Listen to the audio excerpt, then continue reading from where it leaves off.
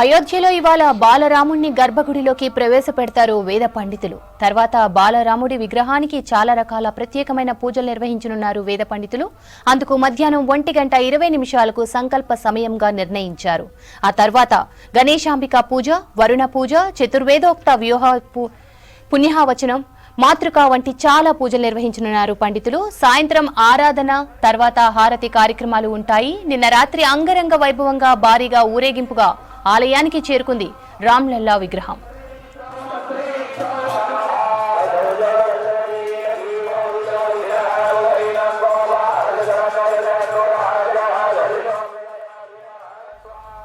మరిన్ని వివరాలు అయోధ్య నుంచి విజయ్ లైవ్ రిపోర్టింగ్ అందిస్తారు. Vijay, over to you. Yes Sravanthi, Ayodhya బాలరాముని ప్రతిష్టాపన మహోత్సవంలో ఈరోజు అత్యంత కీలకమైన ఘట్టమనే చెప్పొచ్చు. ఎందుకంటే నిన్న రాత్రి మనం చూసాము రామ్లల్లా విగ్రహము ఇటు లతా మంగేష్కర్ చౌక్ నుంచి హనుమాన్ గడి, హనుమంతుని దేవాలయం ముందర నుంచి అయోధ్య మందిరం లోపలికి చేరుకున్నటువంటి పరిస్థితి మనకు కనిపించింది. సో మొత్తం కూడా రామ్లల్లా విగ్రహానికి ఈరోజు విశేషమైన పూజలు, అదేవిధంగా ప్రతిష్టకు సంబంధించినటువంటి మహా కార్యక్రమము ఈరోజు ప్రారంభం కానున్నట్టు రామ జన్మభూమి తీర్థ ట్రస్ట్ వాళ్ళు చెప్పారు. సో ఈ రోజు మధ్యాహ్నము 1:20 నిర్వహించేటువంటిది మహాసంకల్పము. ఇది చాలా విశేషమైన సంకల్పంగా ఇక్కడ ఉన్నటువంటి వేద పండితులు, ఆలయ అర్చకులు అందరూ కూడా చెప్తున్నటువంటి పరిస్థితి. ఈ రోజు నుంచే ప్రతిష్టాపనకు సంబంధించినటువంటి అసలైన పూజలు రామ్లల్లా విగ్రహానికి జరగనున్నాయి. ముఖ్యంగా గణేష్ పూజ, వరుణ పూజ, వీటితో పాటు మండపానికి సంబంధించి ఈ రోజు మనము సాయంత్రం వరకు అయోధ్యపురిని చూసినట్టయితే మొత్తం కూడా శ్రీరాముని సంబంధించినటువంటి అవతారానికి సంబంధించినటువంటి జెండాలన్నీ కూడా అయోధ్యపురిలో వెలువలున్నాయి. ఇప్పటికే వేలాదిగా లక్షలాదిగా భక్తులందరూ కూడా శ్రీరామునికి సంబంధించి అయోధ్యపురికి అనేక రకాలైనటువంటి రాముని విశిష్టత చెప్పే విధమైనటువంటి జెండాలను కూడా అయోధ్యకు పంపివ్వడం జరిగింది. సో మొత్తం కూడా ఈరోజు మధ్యాహ్నం తర్వాత అడుగడుగున అంటే ఇక్కడ ఉన్నటువంటి షాప్స్ కానీ, ఇక్కడ ఉన్నటువంటి వ్యాపారానికి సంబంధించినటువంటి వీధి వ్యాపారాలకు సంబంధించి కానీ, ఇళ్ళకు కానీ ప్రతి ఒక్క చోట కూడా ఈరోజు జెండాలు కట్టనున్నారు. ఇదొక పెద్ద మహత్కార్యంగా కూడా ఇక్కడ ఉన్నటువంటి ప్రజలు కానీ, భక్తులు కానీ భావిస్తున్నటువంటి పరిస్థితి. మరోపక్క ఆలయంలో నిన్న మనం చూసాము 10 కిలోల వెండి రాముని అవతారాన్ని ఊరేగింపు చేశారు. అంటే ఆలయ పరిసర ప్రాంతాల్లో ఏదైతే వారు ముందు నుంచి అనుకుంటున్నటువంటి పూజా విధానం ఉందో, రామ్లల్లా విగ్రహం రావడం రాత్రి కొంత ఆలస్యం అవ్వడము, దానికంటే ముందే బాలరామునికి సంబంధించినటువంటి మరొక ఉత్సవ విగ్రహాన్ని అయోధ్య ప్రాంగణంలో ఊరేగింపు చేయడం జరిగింది. సో సాయంత్రం విషయానికి వస్తే, సాయంత్రం కూడా అత్యంత కీలకంగా అత్యంతమైనటువంటి విశేషమైన ప్రతిష్టలో భాగమైనటువంటి పూజలు కూడా రామ్లల్లా విగ్రహానికి జరగనున్నాయి. ముఖ్యంగా జలాదివాసం అనేది చాలా పెద్దది. దేశంలో ఉన్నటువంటి ప్రతి ఒక్క పుణ్య నదులకు సంబంధించినటువంటి నీళ్లను కూడా జలాదివాసం రూపంలో ఇక్కడికి తీసుకురానున్నారు. ఆ తర్వాత ప్రత్యేకమైనటువంటి ఆరాధన ఇస్తారు. గంధాదివాసం కూడా చేయనున్నారు. అంటే ఈ గంధాదివాసం ఏంటి అంటే హిమాలయాలకు సంబంధించి విశేషమైనటువంటి గంధాన్ని కూడా ఇక్కడికి తీసుకురావడం జరిగింది. సో కొంతమంది భక్తులు కూడా ఇక్కడ చూస్తున్నాం మందిరానికి రావడం జరిగింది. आप किधर से आए? हम रक्सौल से आए हैं। उत्तरबहनी नदी से जल लेके आए हैं। श्री राम प्रभु के भगवान के शरण में अभिषेक करेंगे और अभिषेक करके पूजा पाठ में शामिल रहेंगे, उनका प्राण प्रतिष्ठा में, और पूजा पाठ करेंगे। तो कैसा लग रहा है इधर पूरा? बहुत बढ़िया लग रहा है कि भगवान का हमारा दरबार अयोध्या नगरी बहुत अच्छा लग रहा है, बहुत अच्छा लग रहा है। అది విశేష జలాలను ఇక్కడికి తీసుకురావడం జరుగుతున్నది. వీరందరూ కూడా ఇక్కడ ఉన్నటువంటి గుజరాత్ కానీ, మహారాష్ట్ర కానీ, అదేవిధంగా హిమాలయాలు కానీ, సో పెద్ద ఎత్తున కూడా ఈరోజు జలాదివాసం ఉండడంతో శ్రీరామునికి ప్రత్యేకమైనటువంటి నదీ జలాలను కూడా భక్తులు ఇక్కడికి వచ్చి సమర్పిస్తున్నటువంటి పరిస్థితి మనకుంది. ఒకసారి ఇది అయోధ్య రామ మందిరం లోపలికి వెళ్లే ముందు ఇక్కడ ఒక ప్రత్యేకమైనటువంటి హెల్ప్ డెస్క్ను కూడా వీళ్ళు ఏర్పాటు చేశారు. సో సాధారణంగా ప్రతిరోజు ఇప్పుడు గతంలో ఉన్నటువంటి రాముణ్ణి దర్శించుకోవాలంటే ఖచ్చితంగా ఇక్కడ వీళ్ళ సహాయం పొందాలి. ఒకసారి మనం చూడొచ్చు, ప్రతిరోజు ఉదయం 7 గంటల నుంచి 11:30 వరకు సాధారణమైనటువంటి భక్తులకు దర్శనం కల్పిస్తారు. ఆ తర్వాత మధ్యాహ్నం 2 గంటల నుంచి సాయంత్రం రాత్రి 7 గంటల వరకు భక్తులకు దర్శనం ఉంటుంది. సో లోపలికి వెళ్ళాలనుకున్న వారు ఖచ్చితంగా ఇక్కడ సంప్రదించి ఇక్కడ సెక్యూరిటీ పర్మిషన్ తీసుకొని రామ మందిరం లోపలికి వెళ్ళాల్సి ఉంటుంది. సో ఇప్పటికే వేలాదిగా భక్తులందరూ కూడా రామ మందిరం లోపలికి వెళ్ళి బాలరాముడి విగ్రహం కాకుండా గతంలో ఉన్నటువంటి రాముడి విగ్రహాన్ని దర్శించుకోవడం జరిగింది. సో భక్తులకు ఇబ్బంది కలగకుండా ఇక్కడ ప్రత్యేకమైనటువంటి హెల్ప్ డెస్క్ను కూడా ఏర్పాటు చేశారు. ఇది రామ మందిర ప్రధాన ఎంట్రన్స్.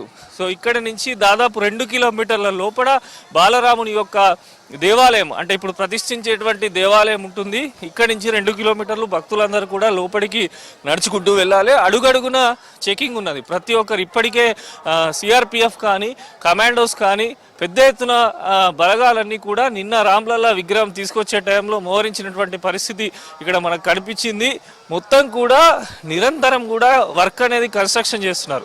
ఈ రోడ్డు నిన్నటి వరకు లేకుండా ఇప్పుడు మనం చూస్తున్నది. సో ఈ రోడ్డు నిన్న రాత్రే వేయడం జరిగింది భక్తులకు ఇబ్బంది కాకుండా. ఎందుకంటే చాలా వరకు భక్తులందరూ కూడా పాదయాత్రలు చేసుకుంటూ సైకిల్ యాత్రలు చేసుకుంటూ అయోధ్యకు చేరుకుంటున్నారు. సో వారికి ఇబ్బంది కలగకుండా ఇక్కడ ప్రత్యేకమైనటువంటి రోడ్డును కూడా వేయడం జరిగింది.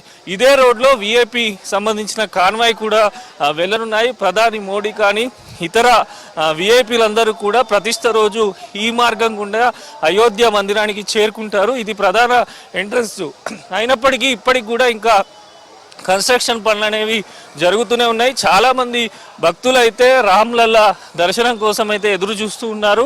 సో ఈరోజు ప్రధాన ఘట్టమైనటువంటి విశేషమైనటువంటి జలాదివాసం, గంధాదివాసం, అదేవిధంగా పుష్పాదివాసం ఇవన్నీ కూడా చేయనున్నారు. పుష్పాలకు సంబంధించి కూడా వాల్మీకి రామాయణం ఏదైతే రాశాడో దాంట్లో సంబంధించినటువంటి కొన్ని పూల ప్రస్తావనను కూడా రామజన్మభూమి తీర్థ ట్రస్ట్ ఇట్లాంటి ప్రాంతాల నుంచి కూడా ప్రత్యేకమైనటువంటి పుష్పాలను కూడా ఇక్కడ తీసుకొచ్చి ఈ రోజు ప్రత్యేక పూజలు కూడా చేయనున్నారు. మరోపక్క చాలా వరకు మనం నిన్న చూసాం యాగశాలకు సంబంధించి ఒక పీఠాధిపతి 14 సంవత్సరాలుగా అయోధ్యకు రాకుండా అయోధ్య రామ మందిర ప్రతిష్టాపన ముహూర్తం ఖరారైనప్పుడే అయోధ్యకు వస్తారంటూ చెప్పినటువంటి పీఠాధిపతి ఆయన కిష్కింద మహారాజుకు సంబంధించినటువంటి ఆ పీఠాధిపతి ఆయనే నిన్న విశేషమైనటువంటి యాగాన్ని, ఎందుకంటే రామ మందిర ప్రతిష్టాపన జరుగుతుంది కనుక విశేషమైనటువంటి యాగాన్ని కూడా ఆయన నిన్న ప్రారంభించడం జరిగింది. సో చాలా వరకు భక్తులు కూడా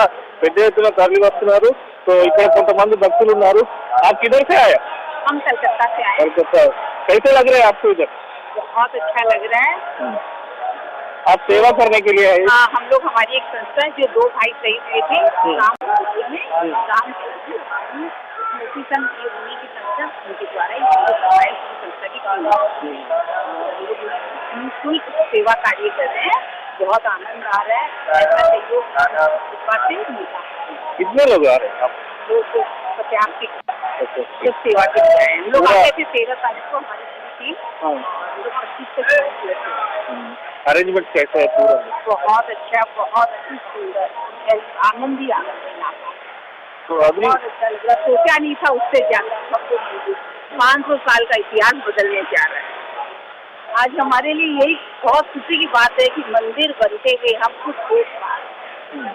जिन्होंने नहीं देखा, हमारे माता पिता ने नहीं देखा, और जिन भाइयों ने यहाँ पे अपने बलिदान दिया रामचरित जी ने, उनके माता पिता ने नहीं देखा, उनकी जो बहन है वो देख पा रही है और हम भी देख पा रही है। हमारा ये बहुत ही सौभाग्य है।